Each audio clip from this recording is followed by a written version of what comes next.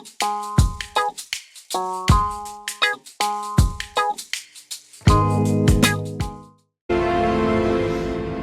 na yan, Daniel. Tawahan mo, kuminom ka.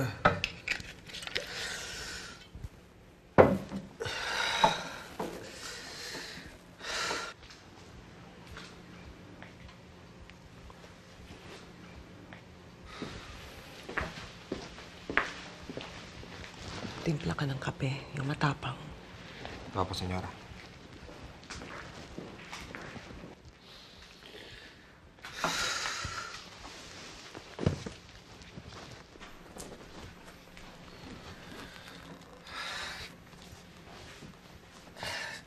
Para pa mamay, namulit tayo.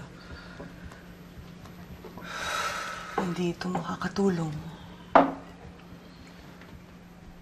Ba't ano po ba makakatulong? Ano po ba dapat kong gawin para mawala sa sakit na nararamdaman ko? Kung alam ko lang ang sagot dyan, matagal ko nang ginawa.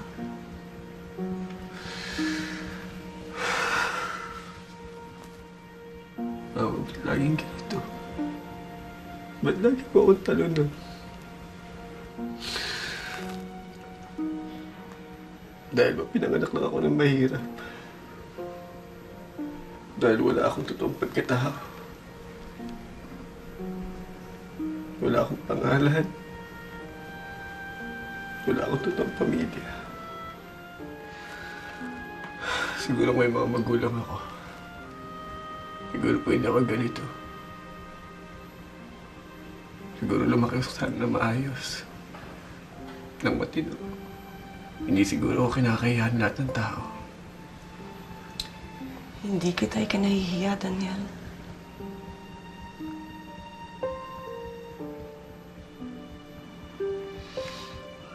Mabuti pa nga po kayo.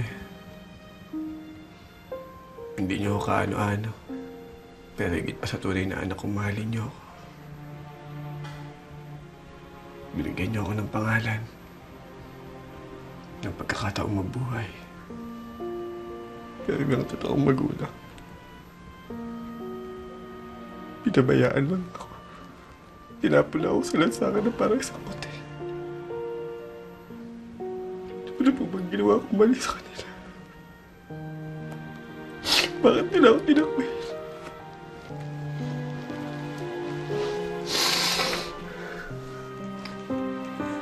Hindi, Daniel. Sila ang mali. Hindi ikaw. Mga wala silang kwentang tao. Mga wala silang kwentang magulang. Kumusta si Daniel? Malungkot, siyempre.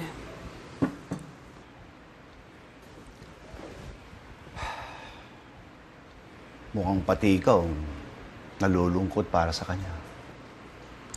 Hindi ako bato, Miguel. Kahit sino mga awa rin sa kanya. Hindi awa ang nakita ko sa'yo. Para bang nasasaktan ka para sa kanya. Emily, napamahal na ba si Daniel sa'yo? Masama ba? Oh, masama. O paano mo siya gagamitin sa pagiganti mo kung may nararamdaman ka na para sa kanya? Naisip ko, baka baguhin ko mga plano ko. Baka hindi ko nagamitin si Daniel laban kina Marco. Masyado na siyang nasaktan ng mga tao sa paligid niya. Ayoko nang makadagdag dun. Totoo ba yan? O naghahanap ka lang ng dahilan para bawiin ang plano mo? Anong ibig mong sabihin? Parang nagbago ka. Mula nung nagkita kayo ni Marco, bumabalik na ba ang damdamin mo para kay Marco? Hindi! Kinamumuhian ko si Marco. Yun ang hindi magbabago. Emily, para kasing lumalambot ka na para kay Daniel, para sa mission mo. Hindi yan totoo, Miguel. Kilala mo ako. Ilang taon na akong naghintay. Ngayon pa ba ako aatras? Ikaw ang makakasagot niyan, Emily. Pwes hindi. Tuloy ang laban. Walang nagbago.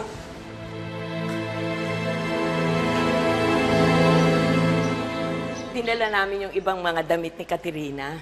Hindi na kayo dapat nag-abala ng ganyan. Bibilhan ko naman ng bagong wardrobe, si Katerina. Now that she's a Montenegro, she has to look like a Montenegro. So hindi na niya kailangan yung mga yan. Mama, maganda naman yung mga damit ni Katerina. Salamat po sa pagdala. Ipapapanik ko na lang sa mga maids. Naku, wag na ho. Ako na ho. Kenneth, baka naman pwede mo ituro sa akin kung saan yung kwarto ni Katrina. What? Kaya dami-daming maids. Kenneth, samahan mo na si Perla sa room ni Nathan. Come on, Kenneth. Ito ang itinayo kong bar. Ikaw ang mamamahala dito. Bakit to ako? Bukod sa galing mo sa alak, nakita ko din ang diskarte mo. Hindi ka man nag-aral ng business, pero mukhang meron kang natural na talent para doon. Ilan po ba ang tanging dahilan? Hindi, Daniel. Halika, may papakita ko sa'yo. Ate Henia, ba't naman sumama ka pa? O baka naman excuse ito para makapunta ka rito, para mabilog mo ulo ni Marco. Ibang klase ka talaga, Margaret. Kaya mong magsinungaling nang walang kakurap-kurap ang iyong mga mata. Tita Henya, Mama, ano ba kayong dalawa? Lagi na lang ba kayo mag-aaway? Ang gusto kong malaman ninyo, nakita ko si Emily. Si Emily? At tinanong ko si Emily kung totoo nagkaanak kami. Anong sabi niya? Nakikita mo ang bar na yan? Pag-aari yan ng mga Montenegro. Successful daw ang business nila, yun ang ayon kay Miguel. Pero alam nating dalawa na pwedeng magbago ang kapalaran na yan. Kapag binuksan mo ang Vino Marcello at pinalago mo ito, pwede mong kunin ang lahat ng mga customers nila. Sabi niya, hindi kami nagkaanak. That answers your question, Marco. O baka naman si Ate Henia ang nagsisinungaling. Baka naman, ayaw lang niyang ipaalam sa'yo. Tita, kilala ko si Emily kung nagsisinungaling siya, hindi. Pero nung nag-usap kami, alam kong totoo sinasabi niya. Kaya pwede ba, Ma? Tita? Tapos na tong issue na to, huwag na natin pag-usapan yan. Enough. Pababagsakin natin ang negosyo na ito. Oo, Daniel. Mahalaga ang kinuha nila sa'yo. Kailangan agawin mo rin kung anong mahalaga sa kanila. Pera, negosyo, reputasyon.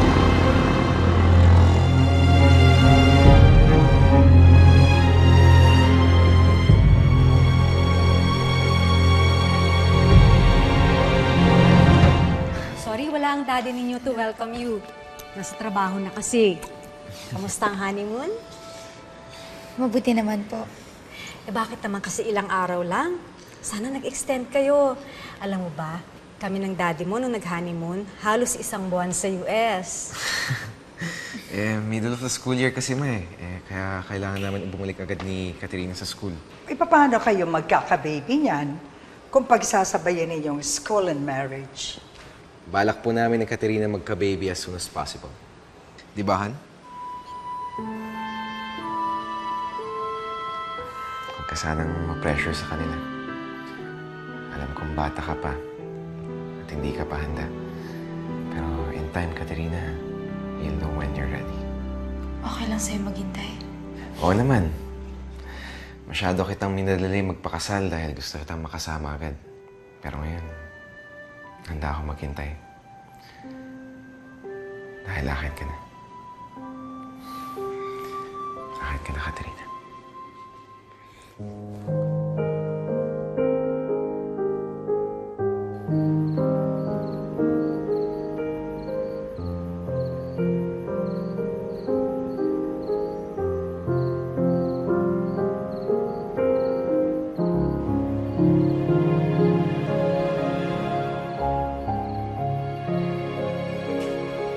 Ano meron man nangyari?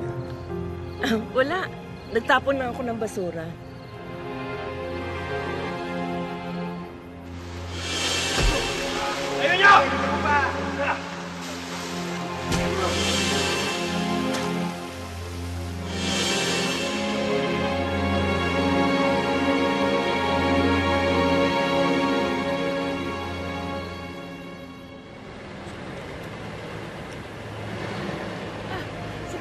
Katerina! Ano nangyari? Katerina! Kumusta na po? Mabuti. Oh, ano, napasyal kayo? Kumain na ba kayo? Hindi pa nga po eh. Namiss ko po yung luto niyo. Halika. Sunod po kami. Okay. Katerina! Yaya, Ganda naman ang alaga ko. Ang susal mo na. Eh, binilang po kasi ako ni Mama G ng mga damit eh. Siguro para hindi nila ako ikaya sa mga sosyal nilang kaibigan. Eh, kamusta ng bagong misis? Okay naman po. Eh, ang honeymoon, mukhang blooming na blooming ka. Kwento ka naman. Hindi pinag-uusapan niya ng mga dalaga. Eh, hindi na dalaga si Katerina. Eh, ikaw, dalaga ka pa. Ikaw din, dalaga. Oh, patas na tayo. Tumigil ka. Ano pare, anong balita? Okay naman sana, kaya lang dinala ko si Katerina sa burol kahapon. Pare, ba't mo naman ginawa yun? Alam mo naman lugar nila ni Daniel yun eh. E di tsak maalala niya si Daniel. Gusto ko lang naman pasihin sa Katerina tsaka paramdam sa kanya na kaya kong gawin lahat ng ginagawa ni Daniel para sa kanya. Kamusta ka na doon? Eh, malaki pong adjustment yung buhay may asawa, pero siguro sanayan lang naman po yun eh. Eh, kamusta naman ang trato sa'yo ng mga Montenegro?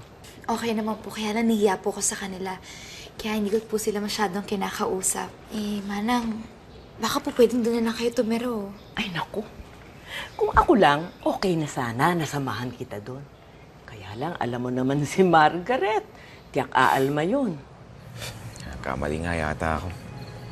Ang nakita nito si Daniel.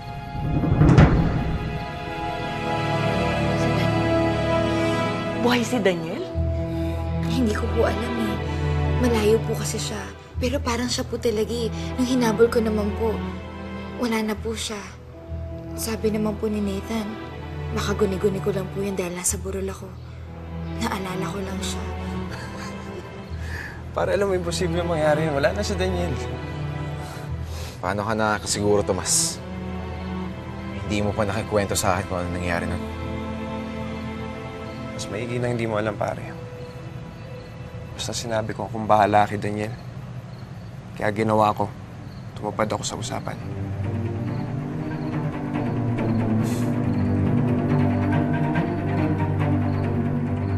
Tama ako kaya. Kailangan ko na lumaban. Kailangan ko na maningil. Sigurado ka? Ang laki ng pagkakautang nila sa akin. Si Tomas at si Nathan. Pati ang mga Montenegro? Kung kinakailangan. Anong binabalak mo? Munti ka nang mapatay ng Tomas na yun. I-report mo na ba siya sa pulis? Hindi, Mama. Hindi muna. Meron ng regular client natin, si Mr. Ocampo.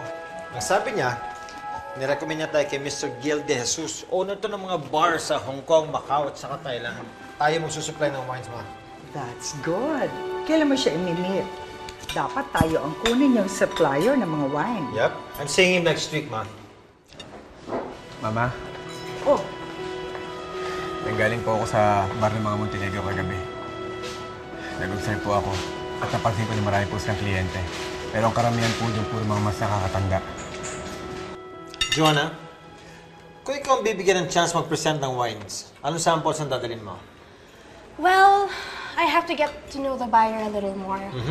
Pero offhand, bring 2 bottles of red wine and 2 of the white. Sa white, I suggest Chardonnay and Sauvignon Blanc.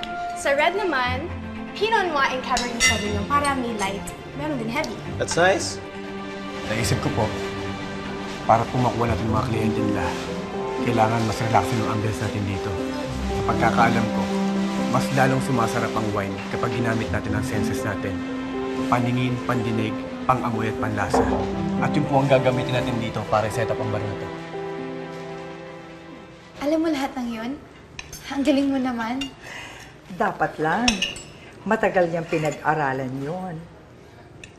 Ah, and Dad, magdala ka rin ng champagne. Alam ko din po yun. Pinaiinom po kasi ako ng daddy ko dati every New Year. California Red.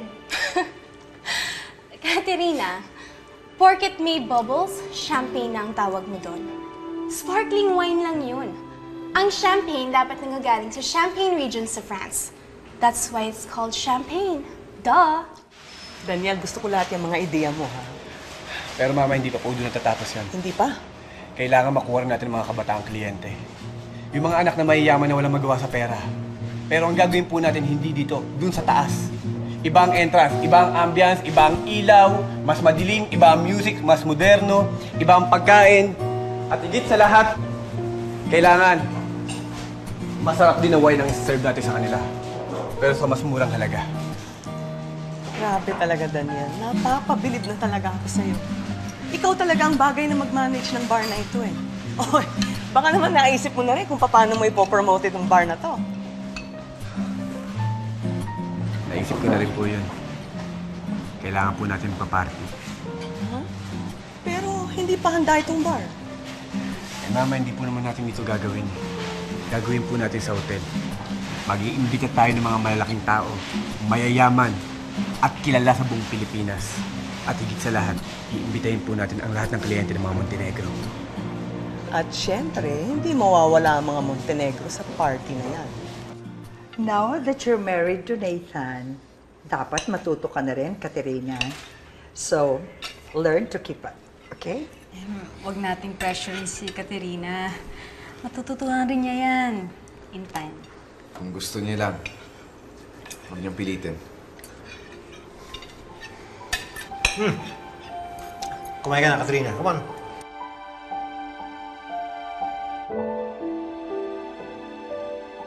Diyos ko.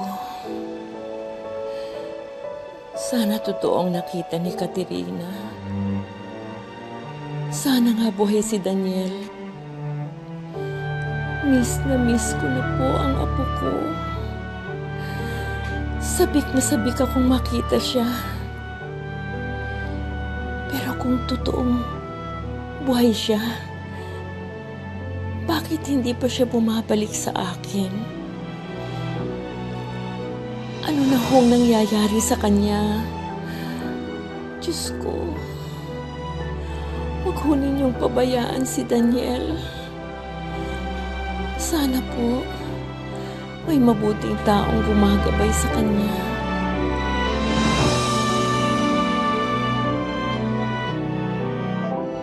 May papakiusap po pala sana ako. Okay lang po ba kung dito tumira si Perla at si Manang Henya?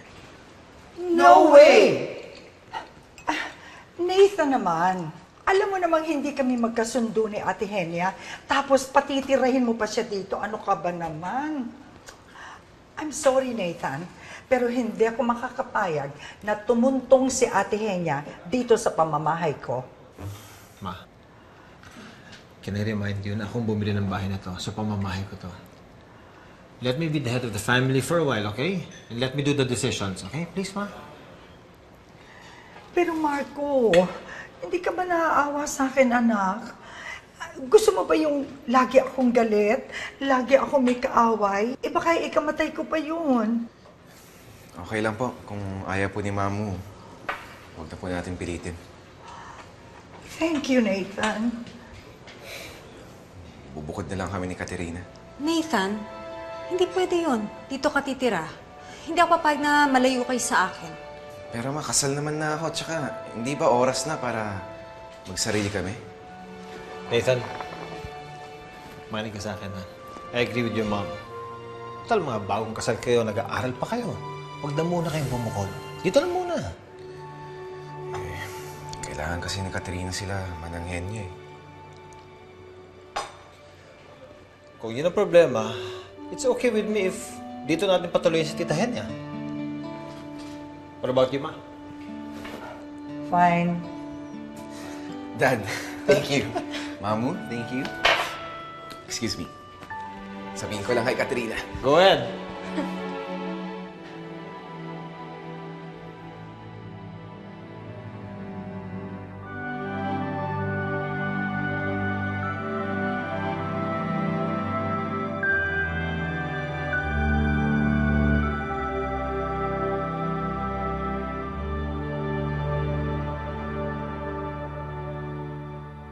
Sa bawat pag-ikot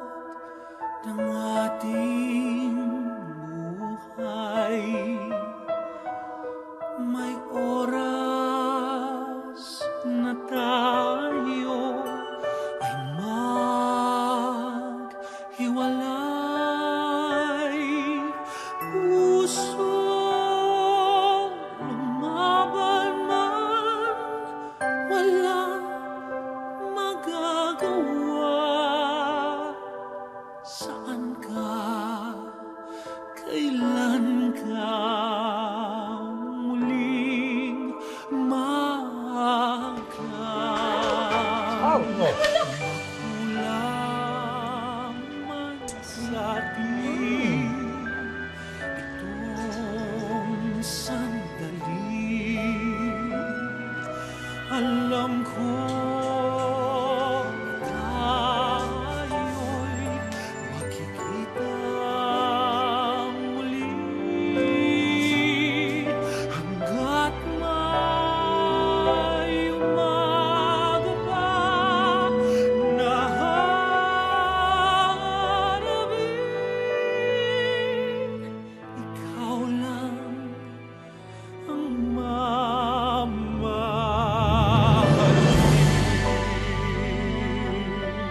Sana dumating ka, Katerina.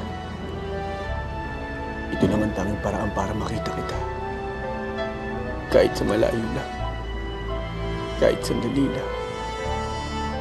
Kahit hindi ka na akin.